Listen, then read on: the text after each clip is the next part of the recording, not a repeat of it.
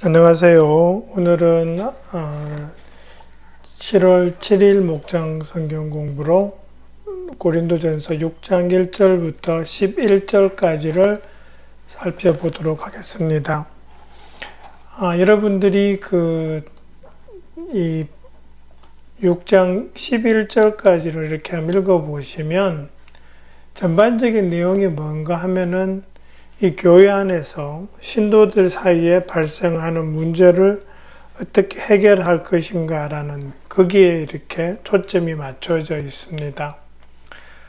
보통 사회 안에서 사람들이 문제가 생기면 법정에 가죠. 그걸 해결하기 위해서 법이 이렇게 만들어져 있고 그 법에 따라서 판결하는 판사가 있습니다. 그런데 이 고린도전서 이 내용을 보면 이 고린도 교회 사람들이 자기들 사이에서 발생하는 문제를 가지고 세상 법정에 가지고 간 것 같습니다. 그런 사람들을 향해서 사도 바울이 뭐라 그러냐 하면 법정에 가지고 가지 마라라는 겁니다. 그러니까 딱 가지고 가지 말라라고 적진 않지만 보시면은 그렇게 1절에 이렇게 돼 있죠. 불의한 자들 앞에 가서 재판을 받으려 한다고 하니 그럴 수 있겠습니까? 라고 하면서 성도들이 세상을 심판하리라는 것을 여러분이 알지 못합니까? 이렇게 의문문으로 이야기하지만 결국의 핵심은 그렇게 하면 안 된다라는 그런 말씀을 하고 있는 거죠. 그러면 이제 왜 그러는가? 왜 이렇게 해야 되는가라는, 그러니까 왜 세상 법정으로 가지면 안 되는가라는 그 의문이 들고, 두 번째 의문은, 그러면 이게 어느 범위까지 이렇게 자체적으로 해결하고 법정에 가지 않아야 하는가라는 거죠. 그러니까 어떤 문제도 가지고 가면 안 되는가? 아니면 어떤 특정한 문제는 법정에 가도 되는가라는 그런 의문이 이제 생깁니다. 그런 거를 좀 살펴본다면,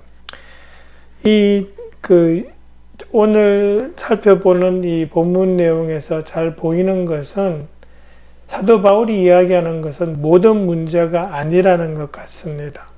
잘 보면은 사도 바울이 지금 바라보고 있는 문제는 신도들 사이에 생긴 어떤 다툼입니다.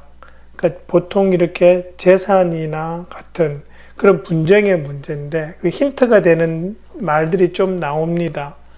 2절에 보면 아주 작은 사건 하나 이렇게 말씀하고 있죠. 그죠? 큰 건 아니라는 거죠.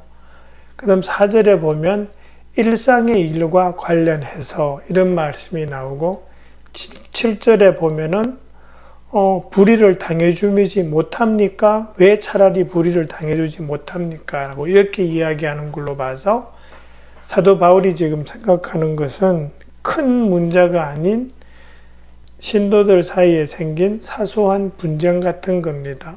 그러니까 이 불의라고 하는 이런 이야기가 나오는 것이 재산 같은 그런 쪽에서 지금 많이 접근할 수 있기 때문에 돈과 관련된 그런 문제라고도 볼 수 있겠죠. 그래서 이제 어떤 범죄 같은 또 큰 사회적 무리를 일으키고 하여튼 그런 범죄나 살인과 같은 그런 문제는 아닙니다. 왜냐하면 어떤 사회의 질서나 그 치안에 관계되는 문제에 관해서는 사도 바울이 로마서 13장 앞부분에서 보면 권세를 이야기하는데 사회 치안과 안전을 유지하기 위한 권세, 그러니까 보안관 같은 거, 치안관 같은 그런 권세를 인정합니다. 그 말은 뭐냐 하니까 그런 치안과 안전에 관한 문제는 거기에 그렇게 사회적으로 세운 권세에 의존하라는 의미거든요. 그러니까 그런 범죄는 법정에서 해결하지만 다른 범죄가 아닌 사소한 다툼 같은 것은 교회 안에서 해결할 수 있어야 된다라는 그런 말씀을 하고 있는 거죠. 그러면서 2절에 보시면 세상이 여러분에게 심판을 받겠거늘 여러분이 아주 작은 사건 하나를 심판할 자격이 없겠습니까? 라고 하는 건데, 앞에 보면은 성도들이 세상을 심판한다라는 그런 말이 있죠. 그죠? 그러니까 나중에 최후의 심판 때에 예수님이 다시 오셔서 세상을 심판하실 때, 그때에 이 성도들이 세상을 심판할 건데, 지금 이 사소한 문제는 거기에 비하면, 세상을 심판하는 일에 비하면 너무나 작은 일이다. 그렇기 때문에 우리 믿는 사람들은 이런 분쟁 정도는 판단할 자격이 충분히 있다라는 그런 의미를 지금 이야기하는 거고요. 몇 개 성경 구절을 좀 이제 살펴보자면, 2절에서 성도들이 세상을 심판한다라는 것은, 이것은 마태복음 19장 28절에 나오는 예수님의 말씀에 기초합니다. 예수님께서 말씀하시기를, 새 세상에서 인자가 자기의 영광스러운 보좌에 앉을 때에 나를 따라온 너희도 12보좌에 앉아서 이스라엘 12지파를 심판할 것이다. 그렇게 말씀하셨어요. 그러니까 성도들이 세상을 심판한다라고 예수님이 그렇게 말씀해 놓으셨습니다. 그리고 3절에 보면 천사도 심판한다 이렇게 되어 있죠. 베드로 후서 2장 4절에 보면은 하나님께서는 죄를 지은 천사들을 아끼지 않으시고 지옥에 던져서 사슬로 묶고 심판날까지 어두움 속에 있게 하셨습니다. 이렇게 되어 있어요. 그러다 보니까 이 심판할 때 천사도 심판하게 되어 있으니까 당연히 그게 가능하다라는 것을 이야기하는 거죠. 그 다음에 이 내용들 전반적으로 한 8절까지의 내용을 전반적으로 이렇게 정리를 해보면, 사도 바울이 이제 교인들 보고 세상 법정에 가지 말라고 하는 이유는 대략 한 3가지 정도로 요약이 가능합니다. 첫 번째는 그 4절에 보시면, 교회에서 멸시하는 바깥 사람들을 재판관으로 앉히겠습니까? 이렇게 돼 있어요. 그 뭐냐 하면 완전히 다른 세계관, 완전히 다른 가치관을 가지고 있는 게 판사들이죠. 그러니까 우리가 지금 이 교회 안에서 생긴 분쟁은 교회 안에서의 가치관으로 해결을 해야 되는데, 그걸 어떻게 완전히 다른 세계관을 가지고 있는 판사한테 가겠느냐. 다시 말해서 이건 가치관의 문제이기 때문에 가면 안 된다라는 그 말씀을 하고 있고요. 그 다음에 7, 8절에서 보시면은 소송을 제기하는 것부터가 실패를 뜻합니다. 왜 불의를 당해주지 못합니까? 왜 차라리 속아주지 못합니까? 이렇게 이야기하는 것은, 이 올바른 크리스찬들의 모습은 서로 용서하고 화해하고 이런 거잖아요. 근데 맞서고 고소하고 이러는 것은 올바른 크리스찬의 모습이 아니기 때문에 세상 법정으로 가지 말라는 겁니다. 그리고 또 연결해서 보면, 그죠?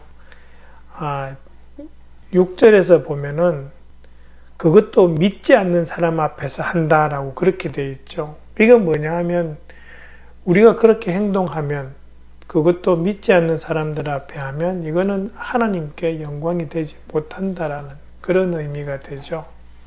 그게 이제 세상 법정으로 가지 말라는 거고, 사도 바울이 권하는 해결 방법은 성경적인 겁니다. 법정으로 가기 전에 스스로를 잘 살피라는 거죠. 그죠? 그 다음에 판사보다는 교회 안에 있는 지혜로운 사람의 도움을 받으라는 거죠. 그게 이 5절에 그런 말씀이 있죠. 5절에 그런 말씀이 있죠.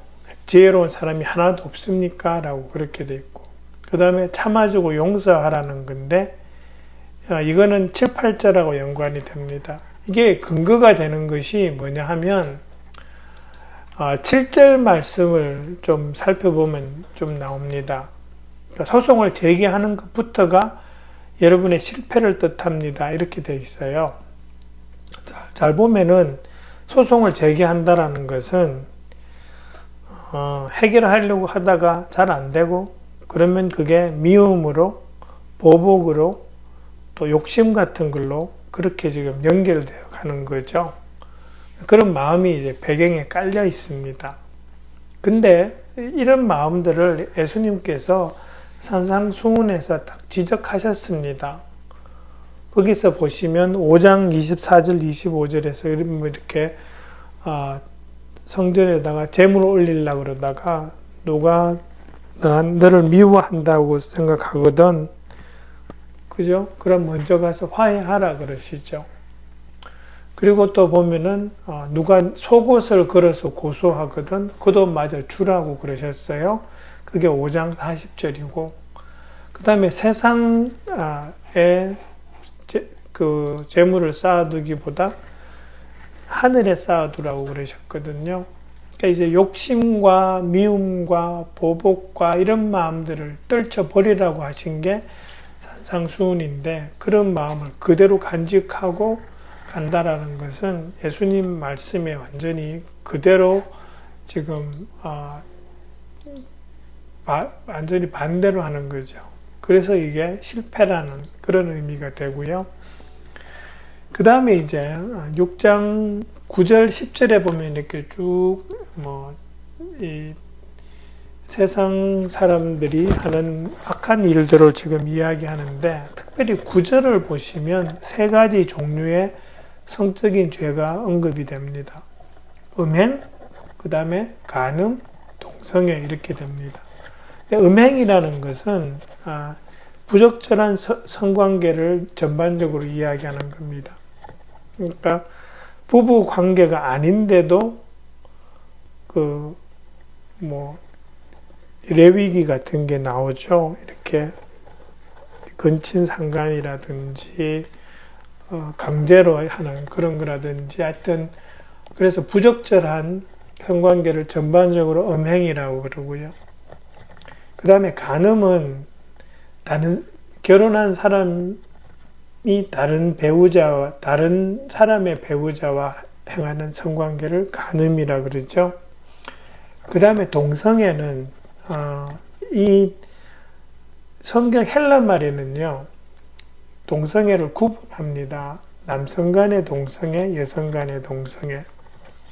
근데 지금 이 9절에서 나오는 것은 이 남성 간의 동성애를 뜻하는 말입니다. 근데 그냥 간단히 이야기하면 성경은 어떤 형태의 동성애든지 간에 동성애는 죄라고 딱 적고 있습니다. 그러니까 이제 음행, 간음, 동성애 이 세 가지를 통째로 이렇게 묶어서 간단하게 이야기하면 뭐가 되냐 하니까, 성관계는 부부에게만 허락하신 것이라는 겁니다. 그러니까 그 이외에 벗어난 것은 모두 부적절하고 죄라는 것이 성경이 이야기하는 겁니다. 그게 이제 9절에서 나오는 하나 딱 성관계 쪽에 관한 죄만 딱 뽑아서 이야기한 거고요. 10절에 보면은 그런 말씀이 있습니다. 10절 뒷부분에 가서 이렇게 하는 사람들이 나오죠. 이 9절 10절에 이 죄가 쭉 언급이 되죠. 그러면서 마지막에 뭐라 그러냐 하면, 이런 사람들은 하나님 나라를 상속받지 못할 것입니다. 그렇게 10절 마지막에 딱 나옵니다. 근데 앞부분에 나온 부분이 뭐냐 하면 음행, 우상숭배, 간음, 동성애, 도둑질, 탐욕, 술취함, 중상, 약탈 이런 거거든요. 근데 이런 행위를 한 사람들은 다시 말해서 진정한 크리스찬이라고 볼 수 없다라는 겁니다. 하나님 나라를 상속받지 못한다라는 것은 크리스찬이 아니라는 거거든요. 그러면 이제 의문이 생기는 것은 이 11절에 나오는 말하고 어긋난다는 거죠. 11절에서 나오는 말은 이런 사람들도 하나님 은혜로 말미암아 깨끗해진다라는 이야기를 하거든요. 다시 말해서 이 10절의 이 말씀은 뭐냐 하니까 하나님 은혜로 깨끗하게 된 사람이 아니라 지금 현재도 이러한 음행부터 해서 약탈까지 이러한 행위들을 반복적으로 하고 있는 사람에 대해서 이야기하는 거라는 겁니다. 그러니까 이런 죄를 지은 적이 없어야 된다라는 말이 아니고 지금은 이런 행위에 대해 이런 죄에 대해서 전혀 생각조차 안 하는 그런 사람이라는 말도 아닙니다. 여전히 그러한 애속성 때문에 영향을 받을 수는 있지만 그 애속성과 꾸준히 싸워가는 사람은 괜찮습니다. 그죠? 다시 말해서 옛날에는 했었어도 지금은 하지 않으려고 꾸준히 싸워가고 의도적으로 반복하지는 않는 사람, 실수하거나 해서 이렇게 죄를 지을 수는 있겠죠. 그런 것 말고 의도적으로 반복적으로 행하는 사람은 크리스찬이라고 볼 수 없다라는 거죠. 그러면 하늘나라를 상속받지 못한다는 거죠. 근데 11절을 자세히 좀 살펴봐야 할 필요가 있는데요. 11절은 뒷부분에 가면 이런 말을 합니다. 여러분은 주 예수 그리스도의 이름과 우리 하나님의 성령으로 씻겨지고 거룩하게 되고 의롭게 되었습니다. 이렇게 되죠. 그러니까 앞에 했던 그 많은 죄들에도 불구하고 예수님을 믿음으로 말미암아 성령으로 깨끗하게 씻겨졌다는 말은 뭡니까? 죄가 없다라는 거거든요. 하나님께서 그렇게 봐주신다라는 거죠. justification이라 그러죠. 칭의죠. 하나님께서 거룩하고 깨끗하고 의로운 사람으로 봐주신다라는 거죠. 우리가 그렇게 살고 있다는 말은 아니고 하나님께서 예수님으로 인해서 우리를 그렇게 봐주신다라는 거죠. 이거는 하나님의 능력, 하나님의 은혜를 강조하는 말이죠. 우리의 능력이나 의로움이 아니라 예수님의 의로움, 예수님의 능력이 우리를 깨끗하게 하고 우리를 의롭게 한다라는 그 말입니다. 우리가 예수님 안에 가지고 있는 소망이 바로 이거죠. 예수님을 믿기만 하면 하나님이 우리를 심판하시려고 할 때에도 우리를 보시는 것이 아니고 예수님을 보셔서 우리를 거룩하다, 의롭다라고 이야기해 주신다라는 거죠. 그 소망으로 우리가 살고 있는 것 아니겠습니까? 그죠? 예, 그렇습니다. 그게 오늘 6장 1절부터 11절까지의 성경 공부입니다. 네, 수고해 주십시오. 감사합니다.